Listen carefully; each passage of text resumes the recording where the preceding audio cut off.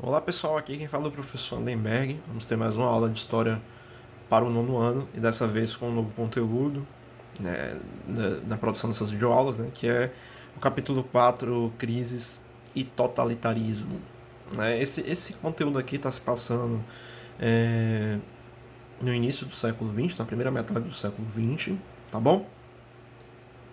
Logo após a Primeira Guerra Mundial e antes da Segunda, logo após o fim da Primeira e antes do início da segunda, né, o conteúdo está se situando nessa, nesse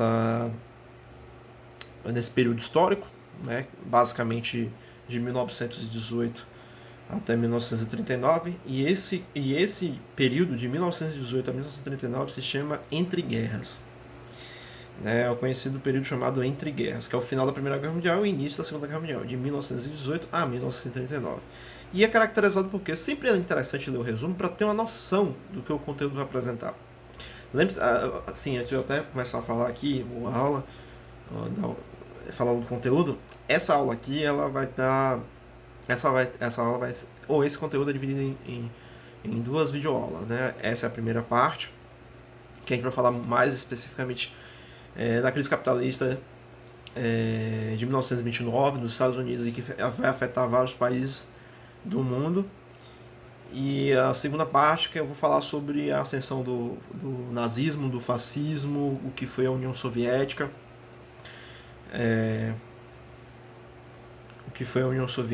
e o totalitarismo em modo geral, tá bom? Vamos lá, essa primeira parte aí. Logo após a guerra, pessoal, os países europeus mantiveram ou adotaram governos democráticos. E esse elemento aí é importante. Se situar nesse elemento importante. Por quê? Porque quando ocorreram as revoluções burguesas no século XIX, a maioria das revoluções burguesas elas pretendiam estabelecer regimes democráticos. E muitas delas tiveram revoluções burguesas de perfil popular, em que as medidas ou as políticas de adotar regimes democráticos era algo crucial por parte dessas revoluções populares e burguesas que ocorreram no final do século XIX. No início do século XX, permanece ainda o autoritarismo, permanece as contradições, final do século XIX ainda permanece as contradições dos países, principalmente quando há o processo da ascensão do imperialismo, das práticas imperialistas por parte dos países europeus, da qual que nós já estudamos, onde esses países europeus eles vão dominar a partir do domínio do mercado internacional, Inglaterra, França, Alemanha, Itália, vão dominar o que? A África, a Ásia e por aí vai. Eles não estão sobre viés democrático. Mas quando ocorre a Primeira Guerra, a Primeira Guerra é resultado das disputas, da rivalidade entre as grandes nações, fruto disso, né? Após a Primeira Guerra, vai se estabelecer, muitos dos governos vão adotar governos democráticos. E muito por conta do que? Por causa da crise econômica. Mas para tentar restabelecer um novo horizonte político e por aí vai. Logo após a guerra, os países europeus mantiveram ou adotaram o governo democrático. Mas, nos anos seguintes, em função principalmente da crise econômica, a democracia foi derrubada em vários países. Pressões populares possibilitaram a ampliação do direito ao voto em vários lugares do mundo, com a adoção do sufrágio feminino. Alemanha, 1918, Reino Unido, 1918, Estados Unidos, 1920, Brasil, 1934. Aqui é uma citação para termos uma noção de que a pressão popular, o movimento operário, as camadas populares, o movimento de mulheres pressionaram os governos antes da primeira, ou logo após a Primeira Guerra Mundial, para se estabelecer regimes democráticos, onde pudesse garantir as liberdades democráticas por direito, né? Segundo o historiador Alex Hobsbawm, em 1920 existia cerca de 65 países no mundo que adotavam um regime liberal constitucional, com eleições, partidos políticos, divisão de Estado em três poderes independentes, etc. Em 1938, um ano antes da Segunda Guerra Mundial, Restava apenas 17. Olhe a quantidade de países que adotaram regimes ditatoriais, que abdicaram o regime democrático. E o que é que estava sendo propagandeado por parte de políticos e autoridades contra os regimes democráticos, principalmente o modelo da democracia liberal? Pois eles alegavam, essas lideranças, principalmente as lideranças autoritárias, as lideranças que defendiam um projeto autoritário, alegavam que esse modelo tinha ruído, alegava que a democracia não se sustentava, pois não atendia às necessidades reais da população, que estava mergulhada em uma crise econômica profunda, fruto da Primeira Guerra Mundial. Então aí vai ganhar força líderes de perfil ditatorial, né? E assim, antes de ocorrer, o que vai fazer com que cresça mais ainda a presença desses líderes ditatoriais, líderes defendendo regimes ditatoriais antiliberais, anticomunistas e por aí vai, foi a partir cresceu isso muito por conta quando ocorreu uma grande crise econômica que inicia na Bolsa de Valores nos Estados Unidos, na Bolsa de Valores de Nova York nos Estados Unidos, em 1929, e que vai se proliferar no restante do mundo. Tal resposta do sistema financeiro, que estava em expansão, que esteve em expansão no final do século XIX e em seu auge no início do século XX, decai. E a gente vai detalhar na instante o que acontece nos Estados Unidos e essa crise, né, a chamada depressão econômica e por aí vai. A grande depressão, né?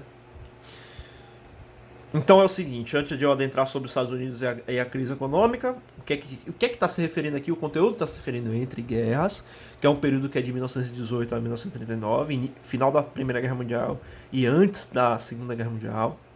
Está se referindo que os países europeus mantiveram seus regimes democráticos até um certo tempo, mas posteriormente, principalmente nos anos 20, na década de 20, por conta da crise absurda que esses países europeus estão sofrendo, vão surgir líderes que vão defender projetos ditatoriais,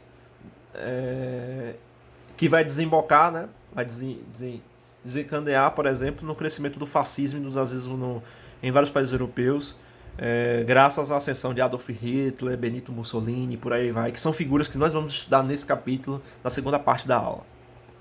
Segunda parte dessa aula. Vamos lá, Estados Unidos da América. Primeiro tópico aí, né? Que é a base central dessa videoaula. Envolvendo-se somente em 1917 na guerra e sem ter seu território atingido pelas batalhas, os Estados Unidos mantiveram ganhos financeiros e políticos e firmaram a posição de grande potência mundial. Os Estados Unidos, pessoal, eles não sofreram diretamente com a guerra, como muitos países europeus sofreram. Por quê? Porque o seu território não foi palco de destruição,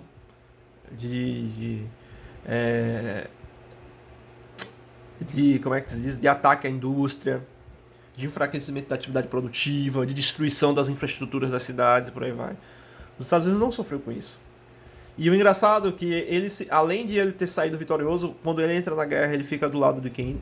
Da Tríplice Aliança e consegue... Tríplice Entente, perdão, que aí depois vai virar aliados, e consegue ganhar a guerra.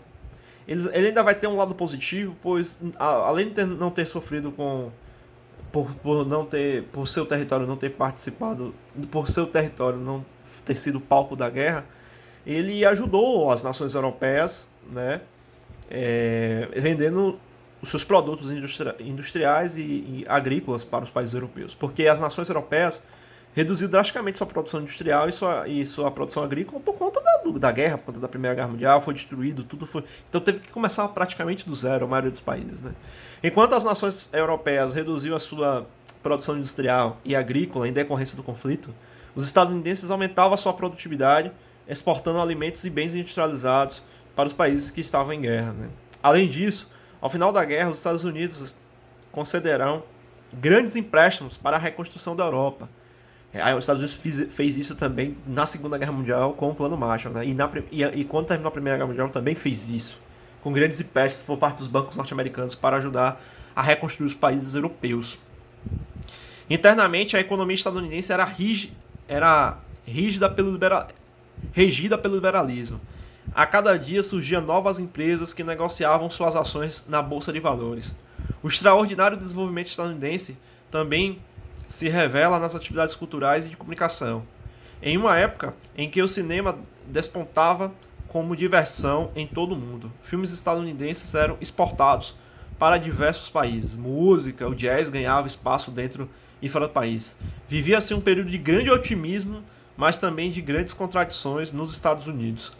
Os Estados Unidos vai ter um boom econômico muito grande, né? Nesse curto período aí de 18 até 29, antes da crise, porque vai ser, vamos dizer assim, vai dar um salto significativo do ponto de vista dos investimentos e da exportação. Por quê, pessoal? Porque os Estados Unidos, pessoal, tá concedendo empréstimos para a reconstrução da Europa, está vendendo produtos industrializados para os países europeus e por aí vai. Continuando o crescimento da produção industrial e agrícola dos Estados Unidos durante os anos 20, esbarrou na limitação do consumo em relação a tudo que era produzido. Vários eram os motivos para isso, entre eles. Internamente, os salários dos trabalhadores estadunidenses não aumentavam na mesma proporção para a produção industrial.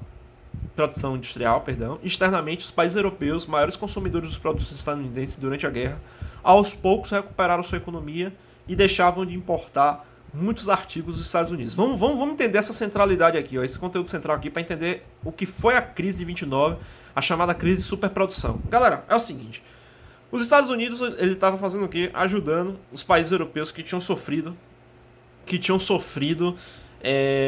na Primeira Guerra Mundial, que estava devastado, sua economia, suas cidades, atividade industrial, blá, blá, blá, blá, blá.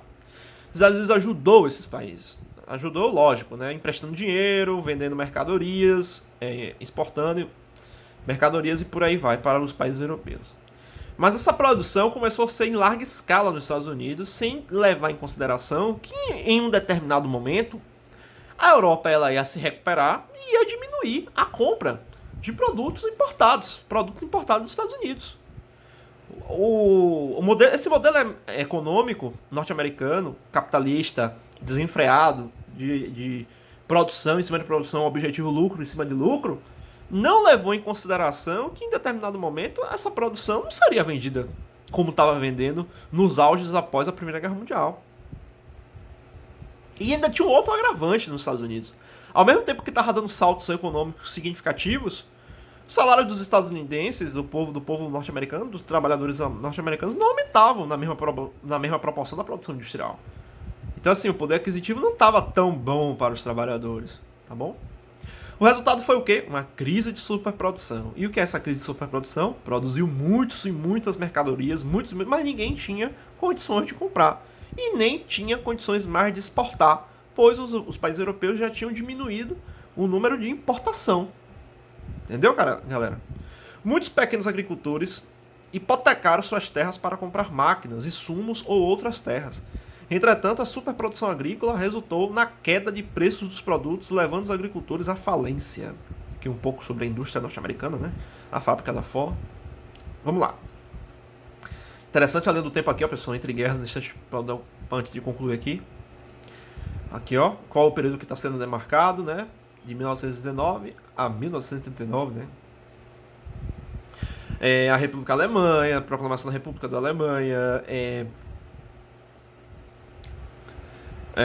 o presidente dos partidos republicanos, a Itália fascista, a Alemanha nazista, a União Soviética de Stalin, Mussolini, de 25, a crise econômica, a depressão, a crise da Bolsa de Valores de Nova York de 29, que vai refletir na economia mundial. Vale lembrar que o capitalismo nesse momento já está se tornando um capitalismo mais internacionalizado.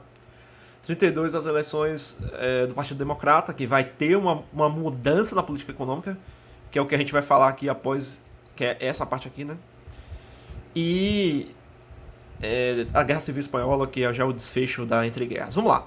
A crise de 29, vamos lá. O resultado dessa superprodução gera uma crise econômica. A movimentação das bolsas de valores dos Estados Unidos aumentava todos os dias. No entanto, os preços das ações já não correspondiam ao valor real das empresas, que não conseguiam vender seus produtos. Entendeu agora? No entanto, os preços das ações não correspondiam. Por quê? Por conta da superprodução. O governo adepto do liberalismo não interviu na situação, deixou correr. O governo, porque era a favor do liberalismo, e o que as políticas liberais? A não intervenção do Estado sobre a economia, não é isso? A grande máxima do liberalismo, não é isso? E deixou correr. Imagine aí o que acontece, meu brother. Aumentou-se mais ainda a crise. O Estado não interferiu, né? É que nem alguns malucos hoje, agora nessa pandemia, não querendo que o Estado interfira na economia agora nesse momento. Como é que não vai interferir numa situação tão crítica que está? Precisa sim injetar dinheiro para ajudar aqueles, principalmente os mais necessitados, né? A sobreviver agora a essa situação. Então lá nos Estados Unidos também, como é que se diz? A política dos governadores, dos governantes, principalmente da presidência da República dos Estados Unidos, que na época era chefiada pelos republicanos, altamente liberal, não concordava com isso. E isso gerou o quê? Mais crise. Depois de muita variação do valor das ações, do valor das ações negociadas na Bolsa de Nova York, veio a grande crise. No dia 24 de outubro de 1929, os negociadores de ações não encontravam compradores, e o que provocou uma grande queda nos preços desses títulos, que durou dias seguidos. Esse episódio ficou conhecido como um crash, que é chamada também, crack também, né? Que significa quebra da Bolsa de Nova York. Ocorreu também uma coisa, algo semelhante em 2008, viu, galera? Que resultou em uma crise muito profunda, que reflete até hoje no capitalismo internacional, e que agora com a pandemia alguns economistas destacam que vai chegar ao patamar de uma grande crise semelhante ao que aconteceu em 1929. Então hoje nós estamos iniciando uma retomada de uma crise do capitalismo muito profunda, semelhante ao que aconteceu na crise de 1929. Então vai ter muito desemprego, enfim, eu não vou nem detalhar aqui, depois a gente conversa. Uma onda de falências varreu o país, mais de 80 mil empresas fechadas, 4 mil bancos também. Logo no primeiro momento, 12 milhões de pessoas desempregadas. Os Estados Unidos era o principal forte no comércio internacional, então ele exportava muitas mercadorias no mercado internacional. Então quando começou a ter uma baixa na economia, enfraquecimento da atividade produtiva norte-americana, a crise radiou todo mundo, afetando até o Brasil, né? Afetando o Brasil, como por exemplo a queda na venda dos produtos primários exportadores, e inclusive do café, por parte do Brasil, que não conseguia mais vender para fora, nem para os Estados Unidos nem para a Europa, afetando economicamente o Brasil. O período posterior à quebra da Bolsa de Nova York ficou conhecida como a Grande Depressão, que atingiu todos os países relacionados aos Estados Unidos. Calcula-se que cerca de 40 milhões de trabalhadores de todo mundo perderam seus empregos. E qual foi a medida para tentar resolver essa grande crise econômica? Foi a adoção do New Deal. O New Deal, pessoal, vamos lá. Antes, quem estava na presidência era um membro de direita do Partido Republicano, um defensor ferrenho do liberalismo chamado Clark Hoover. Que ele não quis interferir na economia, não quis que o Estado contribuísse para tentar melhorar a situação daquele momento. Mas aí veio as eleições, perdeu as eleições o partido de direita, o Partido Republicano, e entra o Partido Democrata sobre a presidência Roosevelt. E Roosevelt ele vai ter uma medida de intervenção do Estado sobre a economia. E ele vai aplicar um plano econômico chamado Novo Acordo. Esse plano econômico teve uma grande influência de um economista britânico chamado Keynes, que defendia o intervencionismo estatal na economia, contrariando as ideias dos liberais radicais, né? O governo passou a investir em grandes obras de infraestrutura, como estradas, barragens, criando empregos e forçando o aumento do poder de compra. Também foram criados bancos de investimento que ofereciam empréstimos para manter a produção agrícola e industrial. Roosevelt implementou ainda uma política de proteção dos trabalhadores, instituiu, por exemplo, um salário para os desempregados, um mínimo, né, de salário para os desempregados, que garantiu a sobrevivência das pessoas mais pobres, tendo a manutenção do consumo. E em meados da década de 30, os índices de recuperação econômica começaram a aparecer nos Estados Unidos, e aí começou a melhorar a situação. Aqui vai falar um pouco sobre o keynesianismo, né, as ideias de Keynes, que defendiam a intervenção do Estado sobre a economia, lógico, ainda com perspectivas liberais, né, preservando a propriedade privada e a atividade produtiva privada, mas remodelando o capitalismo e percebendo que era necessário que o Estado também adotasse uma política de intervenção para dar condições básicas à maioria dos cidadãos. E até garantindo renda, saúde, segurança, educação e por aí vai. Isso é um pouco das perspectivas de Keynes, né? Do keynesianismo, né? Que é um liberalismo mais tranquilo, vamos dizer assim. Então é basicamente isso, pessoal, essa primeira parte da nossa aula. A gente trabalha mais a crise econômica. E a segunda parte a gente vai falar sobre os regimes ditatoriais, o início, o surgimento do nazifascismo, da Alemanha nazista, da Itália fascista, e depois sobre Stalin na União Soviética e por final na Guerra Civil. E a segunda parte vamos falar sobre isso. Então, se tratando dessa primeira aula, dessa primeira parte, que foi mais sobre a crise de 29, aí eu quero que vocês respondam. Eu quero que vocês respondam as 3 primeiras questões aqui, tá bom? Então é basicamente isso. E até mais, pessoal. Até a próxima semana. Tchau, tchau.